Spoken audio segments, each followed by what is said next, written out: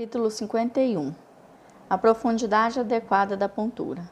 O imperador amarelo perguntou: quais são as diferenças de profundidade de picar na terapia da acupuntura? Tipó respondeu: na picada profunda, ao picar junto ao osso, não se deve picar de forma pouco profunda a ponto de ferir o tendão.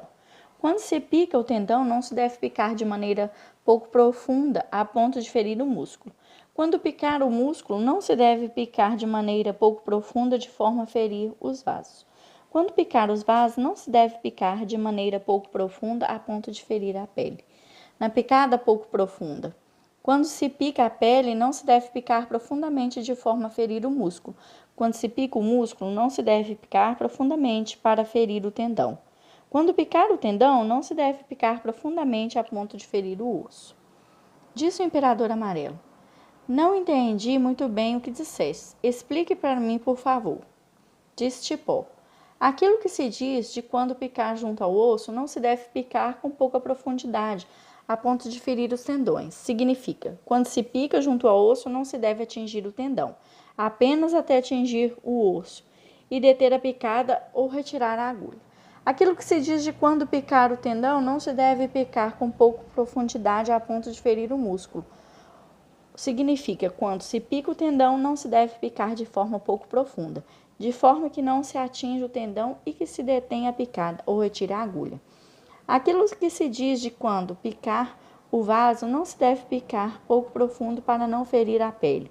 Significa não picar de forma pouco profunda para atingir a pele, de forma que não se atinja o vaso, ou que se detenha a picada ou retire a agulha. Aquilo que se diz de quando picar a pele e não ferir o músculo significa quando a doença estiver na pele, só essa deve ser picada e não se deve picar em excesso a ponto de ferir o músculo. Aquilo que se diz de quando picar o músculo, não ferir o tendão significa a picada somente deve atingir o músculo onde reside a doença. Se a picada for excessiva, irá ferir o tendão. Aquilo que se diz de quando picar o tendão, não ferir o osso significa a picada só deve atingir o tendão, no qual reside a doença. Se a picada for excessiva, isso é um manuseio irregular da acupuntura. Capítulo 52. As posições proibidas ao picar. Disse o imperador amarelo: espero que possas me falar acerca das posições proibidas de se picar. Disse Tipó: nas 5 vísceras há sempre partes vitais às quais se deve dar atenção. O fígado está do lado esquerdo, o pulmão está do lado direito. O coração se encarrega da parte externa do corpo. Os rins controlam o interior do corpo. O baço transporta as substâncias refinadas dos líquidos e cereais às diversas vísceras como um servo. O estômago acomoda secos e molhados como um mercado. Acima do diafragma há um mar de energia que mantém a vida. E ao lado da 7ª vértebra está a substância refinada dos rins. Ao picar, deve-se ater às regras de acupuntura a fim de obter o efeito curador. Se as regras forem violadas, a picada está errada. Se o coração for lesado por uma picada errônea, o paciente morrerá em um dia e sua reação alérgica é a eructação. Se o fígado for lesado por uma picada errônea, o paciente morrerá em 5 dias e sua reação alérgica é o bocejo exagerado. Se os rins forem feridos por uma picada errônea, o paciente morrerá em 7 dias e a reação alérgica é o corrimento nasal. Se o pulmão for lesado por uma picada errônea, o paciente morrerá em 5 dias e sua reação alérgica é a tosse. Se o baço for lesado por uma picada errônea, o paciente morrerá em 5 dias e sua reação alérgica estará no engolir. Se a vesícula biliar for lesada por uma picada errônea, o paciente morrerá em 5 dias e sua reação alérgica é o vômito. Quando se pica o dorso do pé, se a artéria da eminência tenar do rádio for lesada por acidente, o paciente irá sangrar de maneira contínua e morrerá. Ao picar a face, se os vasos que se conectam com os olhos forem picados por acidente, isso fará com que o paciente fique cego.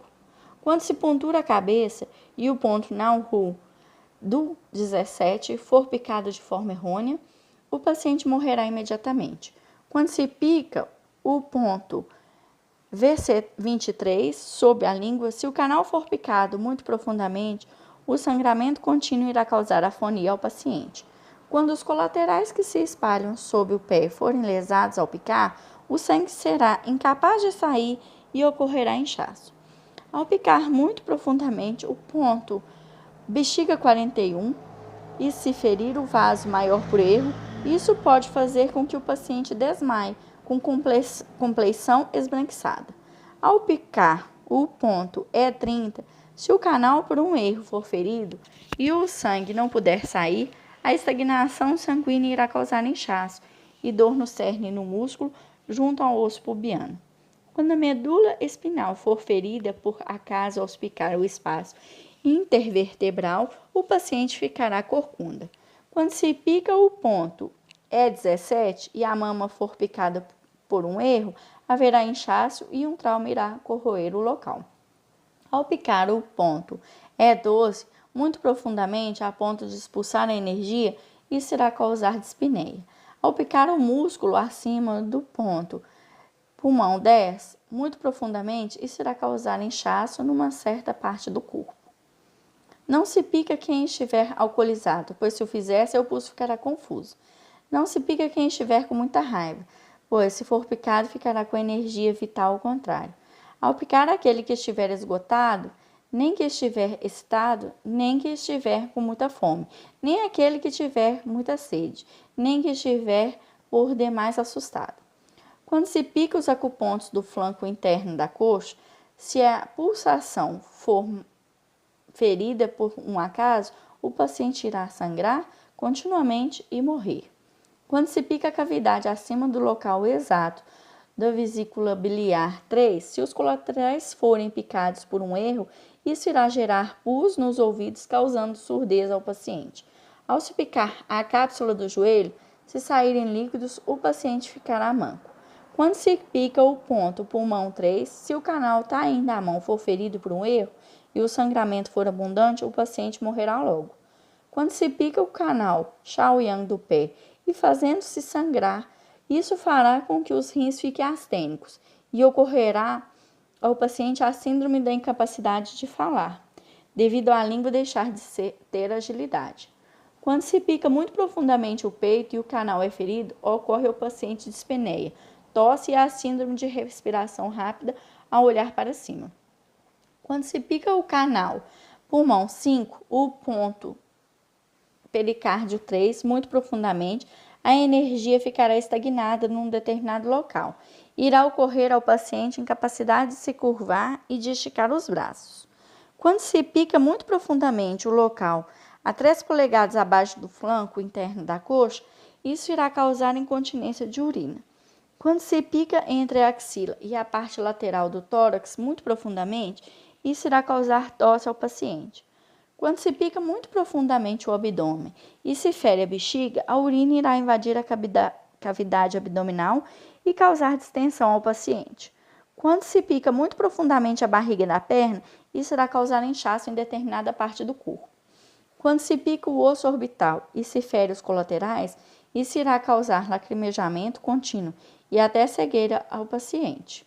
Quando se pica as vértebras lombares ou as juntas dos 4 membros, se houver um líquido escapando, o paciente perderá a capacidade de se curvar, esticar e mover. Capítulo 53. Sobre o tratamento da astenia e da estenia por meio da acupuntura. Disse o imperador amarelo: espero que possas me falar o essencial sobre a astenia e a estenia. Disse Tipó: quando a energia for substancial e o corpo também estiver com substância, ou quando a energia estiver deficiente e o corpo também, isso é a condição de enfermidade. Quando se ingere muita comida e a energia está por demais abundante, ou quando apenas se pode ingerir pouca comida e a energia é insuficiente, isso é a condição normal. Quando a condição estiver ao contrário, é a situação de doença. Quando o pulso estiver substancial e o sangue também, quando o pulso estiver deficiente e o sangue também, é a condição normal. Quando a condição estiver ao contrário, é a situação de doença. O imperador amarelo perguntou: qual a condição quando se está anormal? Disse Tipó: quando a energia saudável está em superabundância, mas o corpo está frio, ou quando a energia está deficiente, mas o corpo está quente. Ambas as condições são anormais. Quando se come demais, mas a energia é insuficiente, é a condição anormal. Quando só se pode comer um pouco, mas a energia está superabundante, a condição também é anormal. Quando o pulso estiver substancial, mas o sangue for insuficiente, é a condição anormal. Quando o pulso estiver deficiente, mas o sangue por inteiro, a condição também é anormal. Quando a energia estiver superabundante, mas o corpo estiver frio, isso é consequência de ter sido lesado pelo frio perverso. Quando a energia for insuficiente, mas o corpo estiver quente, isso é consequência de ter sido lesado pelo calor do verão. Quando se pode comer muito, mas se tem pouca energia, isso se deve ao acúmulo de umidade perversa na parte inferior após a perda de sangue. Quando só se pode comer um pouco, mas a energia tem um superávit, isso mostra a energia perversa retida no estômago e que atingiu o pulmão. Quando o pulso estiver diminuto, mas o sangue for abundante e o paciente tiver uma compleição vermelha, isso é causado pelo calor do aquecedor médio, devido à ingestão de vinho em demasia. Quando o pulso for amplo, mas o sangue for pouco, isso se deve ao paciente ter contraído o vento perverso sem ter tomado qualquer líquido ou sopa. A assim chamada estenia indica que a energia perversa penetrou no corpo. A assim chamada astenia indica que a energia saudável se exauriu no interior. Quando a energia perversa for astênica, será produzido calor. Quando a energia saudável for astênica, irá ocorrer frio. Ao se tratar a síndrome de astenia com acupuntura, abrir-se-á o orifício feito pela picada de agulha com a mão esquerda a fim de purgar. Quando se tratar a síndrome de astenia com acupuntura, deve-se fechar o orifício feito pela picada de agulha com a mão esquerda a fim de revigorar. Capítulo 54. Explanação acerca das agulhas. Disse o imperador amarelo: espero que me expliques acerca das 9 agulhas e dos diversos métodos de tratar a astenia e a estenia. Disse Tipó: ao tratar a astenia com acupuntura, deve aplicar o método de revigoramento. Quando houver uma quentura sob a agulha, isso mostra que a energia saudável foi atingida para gerar a normalidade. Quando se trata a estenia com acupuntura, deve-se usar o método de purgar. Quando houver uma friagem sob a agulha, isso mostra que a energia perversa foi purgada para encaminhar a normalidade. O sangue no qual a energia perversa estagnada tiver estado por um longo tempo deve ser deixado sair. Quando se pica um paciente cuja energia perversa estiver superabundante, não se fecha o orifício da agulha, a fim de deixar sair a energia perversa, o que se chama devagar no começo e veloz em seguida para causar estenia. Indica que, após empurrar a agulha devagar, deve-se pressionar e fechar rapidamente o orifício de agulha, para que a energia saudável não possa ser excretada.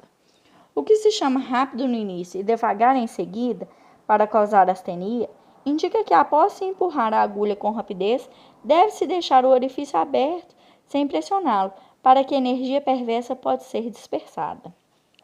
O que aqui é chamado de astenia e de estenia indica que, na astenia, a energia é pouco e fria, e que na estenia, a energia é muito e quente.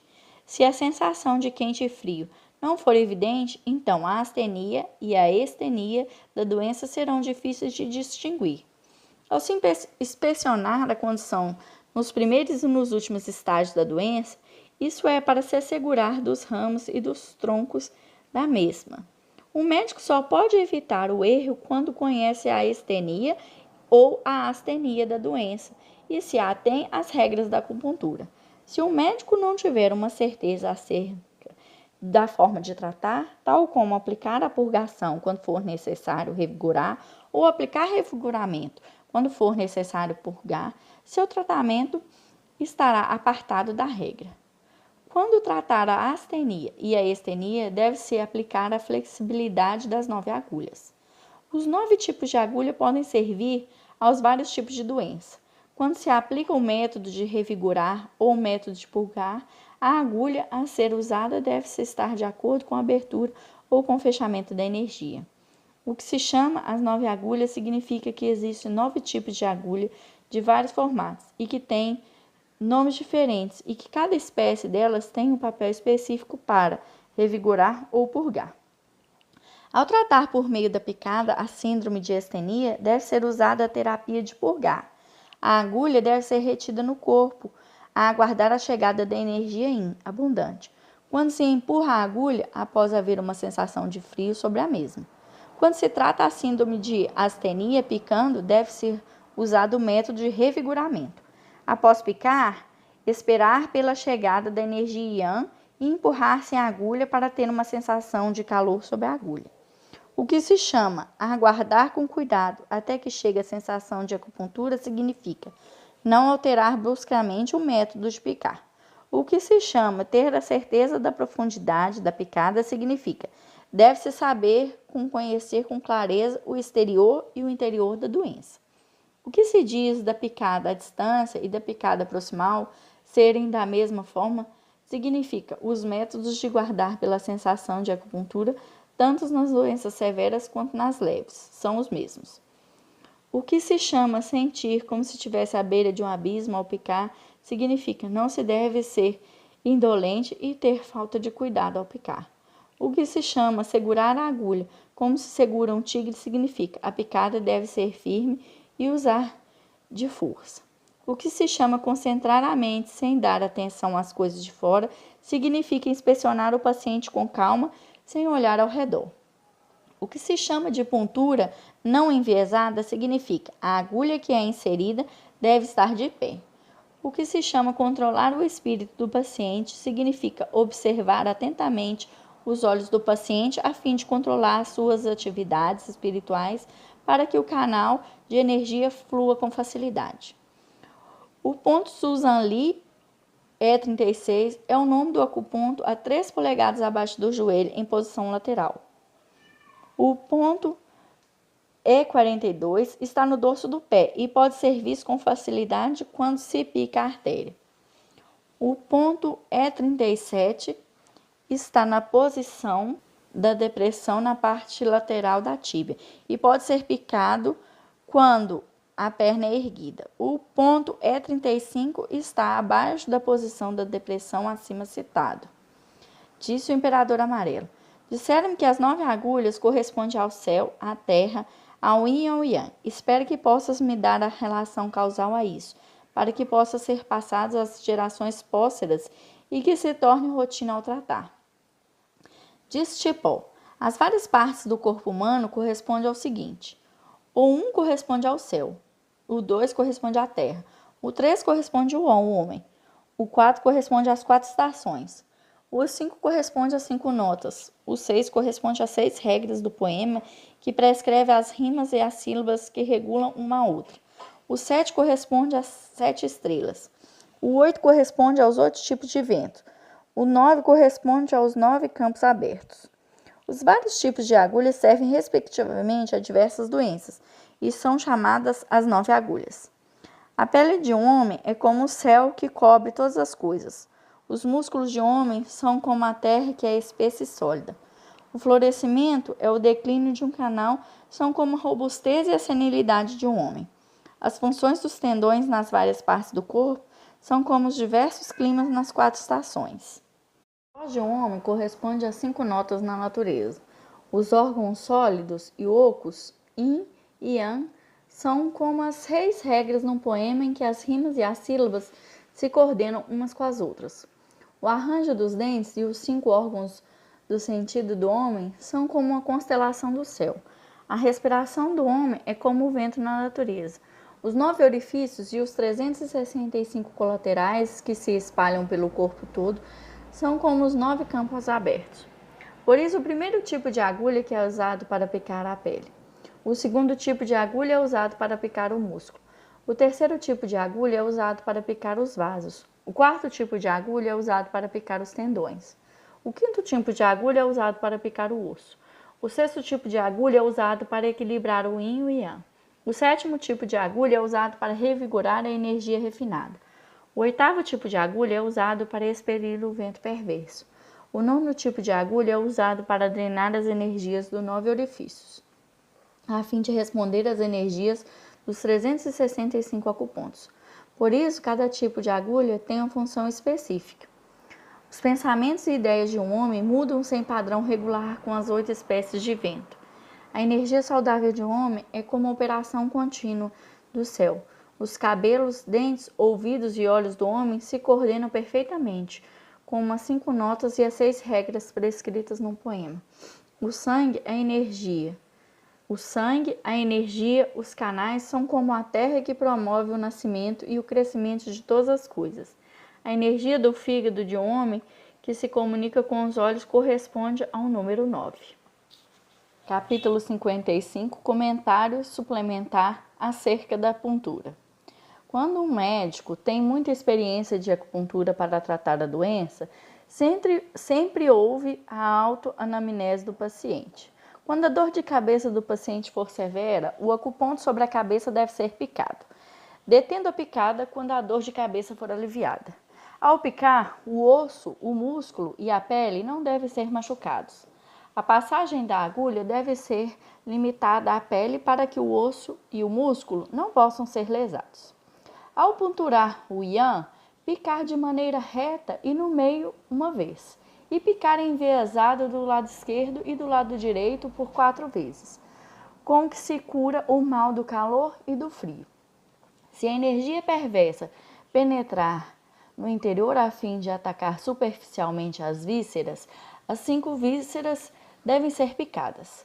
Quando a energia perversa se aproximar das 5 vísceras, devem ser picados os pontos Shu posteriores, já que esses são os locais em que a energia visceral se estrutura. A picada deve ser detida quando o frio e calor abdominais tiverem sido dispersos. De maneira geral, há um ligeiro sangramento quando se empurra a agulha.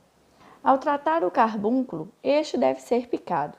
Deve-se inspecionar primeiro o tamanho e a profundidade do carbúnculo e picar de maneira apropriada para sair o pus. A puntura deve ser em pé. Quando há uma massa no baixo ventre, deve-se picar os locais do abdômen, abaixo do ventre, picando então os pontos dos 2 lados da 4ª vértebra, o ponto VB29, dos lados das costelas e os acupontos sobre o hipocôndrio, a fim de fazer com que o calor do abdômen se mova para baixo e a doença seja curada. Quando a doença está no baixo ventre e a dor incapacita os intestinos de se mexerem e que a urina passe, chama-se hérnia. Quando se contrai o frio, isso irá fazer com que se tenha distensão abdominal e frio entre as coxas. Ao tratar, deve-se picar a região lombar e o local entre as costelas e tratar com moxa-bustão após picar. A doença será curada quando o baixo ventre esquentar paulatinamente. Quando a doença estiver nos tendões e o paciente for atingido por cãibras e tiver dor nas juntas e for incapaz de andar, isso se chama síndrome dos tendões. Ao tratar, deve-se picar o tendão, já que este é a junção dos músculos. A picada deve atingir o tendão na junção dos músculos, mas o osso não deve ser ferido. Quando for sentida a sensação de calor no tendão, isso mostra que a enfermidade foi curada e deve-se deter a picada. Quando a doença estiver na pele e tanto a pele quanto o músculo estiverem doloridos, isso se chama mialgia e é causada pela invasão do frio e umidade. Ao tratar, deve-se picar os acupontos nas junções pequenas e grandes dos músculos. A picada deve ser profunda e em vários locais, até que sinta quentura. Ao picar, não se deve ferir o tendão e o osso. Se o tendão e o osso forem feridos, o frio perverso irá atacar e causar doença. Quando uma sensação quente for sentida nas juntas pequenas e grandes dos músculos após picar, isso mostra que a doença foi curada e que a picada deve ser detida. Quando a doença estiver no osso, o paciente sentirá peso no osso e dificilmente poderá se mover. Se a medula estiver dolorida e o osso extremamente frio, é a síndrome óssea. Ao tratar, a picada deve ser profunda, mas o vaso e o músculo não devem ser feridos. Quando a agulha atingir o osso entre as junções grandes e pequenas e for sentido calor no osso, haverá pronta recuperação da doença e a picada deve ser detida. Quando a doença estiver em diversos canais yang, canais Tai Yang do pé e da mão, Shao Yang e Yang Min, e forem sentidos calor e frio de vez em quando nas junções dos músculos, a doença é a mania. Ao tratar, deve-se aplicar uma terapia de purgação, a fim de dispersar as energias perversas do canal Yang. Quando se sentir calor em todas as juntas musculares, recuperar-se-á muito rapidamente do mal e a picada deve ser detida. Quando a mania for novamente contraída, irá atacar uma vez por ano. Se o tratamento for postergado, irá atacar uma vez por mês. Se não for novamente tratado, irá atacar de 4 a 5 vezes por mês, o que se chama epilepsia. Ao tratar, deve-se picar as junções grandes e pequenas do músculo. Se o canal estiver extremamente frio com frequência, deve-se aplicar a terapia de revigoramento. Quando a doença apresentar uma melhora, deve-se deter a picada. Quando a doença do paciente for causada pelo vento perverso, isso irá ocorrer, por vezes, a síndrome do frio e do calor. O paciente transpira quando está quente e a doença ocorre inúmeras vezes ao dia. Ao tratar, deve-se picar em primeiro lugar as junções dos músculos, a pele e os colaterais. Se o paciente estiver a transpirar e, de vez em quando, sentir calor e frio, deve ser punturado a cada 3 dias e depois tratados durante 100 dias. A doença será curada. Quando se contrai lepra, o paciente sentirá peso nas juntas do corpo todo e sua barba e sobrancelhas cairão. A isso se chama o mal da lepra. Ao tratar, deve-se picar o músculo por causar suor. E após 100 dias de picadas, pica-se novamente a medula óssea para causar suor. O processo todo deve durar 200 dias antes que cessem as picadas. Capítulo 56, sobre as camadas de pele. Disse o imperador amarelo: disseram-me que as várias camadas da pele pertencem respectivamente aos 12 canais. Na distribuição dos vasos, alguns são verticais e outros horizontais. Na distribuição dos tendões, há nós e colaterais. Na distribuição dos ossos, alguns deles são grandes e longos, e alguns deles são pequenos e curtos. As doenças provenientes dos vários órgãos são diferentes e podem ser distinguidas pelas partes da pele que pertencem respectivamente aos vários canais. Além disso, deve-se levar em conta as posições altas e baixas, esquerda e direita, o atributo do Yin e do Yang e o processo de desenvolvimento da doença. Espero que posteriormente possas me falar a respeito. Disse Tipó: quando se deseja determinar a qual canal pertence à parte da pele, deve-se basear nas localizações que o canal atinge e por onde passa. As condições de todos os 12 canais são as mesmas. Os colaterais Yang do canal Yang-Min, o qual atinge e passa por parte da pele, chama-se Ai-Fei, a energia mortífera que impede o nascimento e o crescimento. As condições do canal Yang-Min da mão e do canal Yang-Min do pé são as mesmas. Os colaterais flutuantes vistos em parte da pele são todos os colaterais flutuantes do canal Yang-Min. Se os colaterais forem verdes em sua maioria, isso demonstra haver dor. Se forem pretos em sua maioria, isso mostra que há pi, mal de bloqueio dos perversos nas extremidades, meridianos e vísceras. Se a maioria for amarelado vermelho, isso mostra que há calor. Se forem brancos em sua maioria, isso mostra que há frio. Se todas as 5 cores existirem, isso mostra que a doença se alterna entre o frio e o calor. Quando a energia perversa dos colaterais estiver superabundante, irá invadir seu canal. Os colaterais que pertencem ao Yang se encarregam do exterior e os canais que pertencem ao Yin se encarregam do interior. Os colaterais Yang do canal Shaoyang que atingem e passam por parte da pele se chamam Chongqi, o eixo do pivô, e as condições do canal Shaoyang da mão e do canal Shaoyang do pé são as mesmas. Os colaterais flutuantes, vistos em parte da pele, são todos colaterais do canal Shaoyang. Quando a energia perversa nos colaterais estiver superabundante, irá penetrar seu canal. Os colaterais Yang do canal Taiyang, que atingem e passam por parte da pele, se chamam Guanchu, pivô controlador. As condições tanto do canal Taiyang da mão quanto do pé são as mesmas. Os canais flutuantes vistos em parte da pele são todos colaterais do canal Taiyuan. Quando a energia perversa nos colaterais for superabundante, irá penetrar seu canal. Os canais Yin do canal Shaoyan que atingem e passam por parte da pele são chamadas Churu, eixo da bucha do pivô. As condições do canal Shaoyin da mão e canal Shaoyin do pé são as mesmas. Os colaterais flutuantes vistos em parte da pele são todos colaterais do canal Shaoyin. Quando a energia perversa invadir o canal, irá penetrar no tendão por meio dos colaterais. Se não invadir o canal, irá invadir o osso através dos vasos. Os colaterais Yin do canal Jueyin que atingem e passam por parte da pele se chamam Aijian, que lesam o ombro. As condições do canal Jueyin da mão e do canal Jueyin do pé são as mesmas. Os colaterais flutuantes vistos são todos colaterais do canal Jueyin. Quando a energia perversa do colateral estiver superabundante, irá penetrar seu canal. Os colaterais Yin do canal Tayin, que atingem e passam por parte da pele, se chamam Guanzi, o que é hibernar lacrado. As condições do canal Tayin da mão e do canal Tayin do pé são as mesmas. Os colaterais flutuantes vistos em parte da pele são os colaterais flutuantes do canal Tayin. Quando a energia perversa dos colaterais estiver superabundante, irá penetrar seu canal. Em outras palavras, todos os 12 canais pertencem, respectivamente, às várias camadas da pele.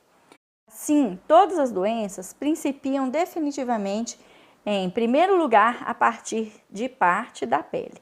Quando o mal ataca a pele, as estrias se conservarão abertas e a energia perversa irá invadir os colaterais. Quando o perverso fica por longo tempo retido, será transmitido aos intestinos e ao estômago. Quando o mal invade a pele, a pessoa irá tremer de frio, com os finos cabelos da pele em pé e as estrias abertas. Quando a energia perversa invade os colaterais, esses ficarão cheios e a cor da compleição do paciente irá mudar. Quando o mal invadir o canal, o paciente terá uma síndrome de afundamento, pulso fraco e respiração deficiente. Se o mal ficar retido entre os tendões e os ossos, e quando a energia perversa for superabundante, o paciente terá espasmos musculares e dor nos ossos.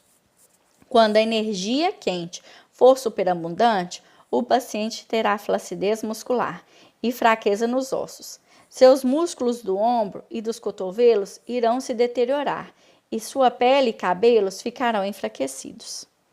Disse o imperador amarelo. Quais são as condições das infecções das 12 camadas da pele que dissestes? Disse Tipó. A pele é o local onde os colaterais se espalham. Quando a energia perversa invade a pele, as estrias se abrirão. Quando as estrias se abrirem, a energia perversa irá invadir os colaterais. Quando o colateral estiver repleto de energia perversa, essa penetrará no canal. Quando o canal estiver repleto, ela irá mais adiante e penetrará nas vísceras. Portanto, quando a energia perversa invadir a pele, se tratada em tempo, poder-se-á recuperar rapidamente da doença. Se o tratamento demorar, a energia perversa irá penetrar nas vísceras, causar enfermidade séria.